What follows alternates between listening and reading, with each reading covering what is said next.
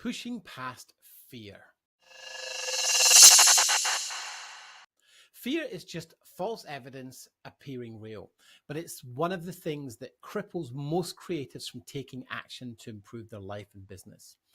There is an inherent behavior in creatives, one of insecurity, one of not feeling, really feeling a lack mentality.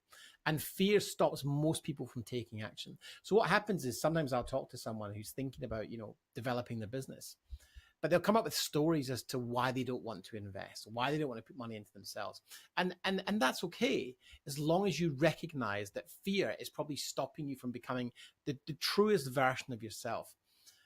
Everything you could possibly want is on the other side of fear. You just need to step through the fear. And what I would suggest is you visualize your life as you want it to be. And you focus on that, because what you focus on expands. And if you push through that fear by focusing on what you want, everything you possibly want is just on the other side of fear.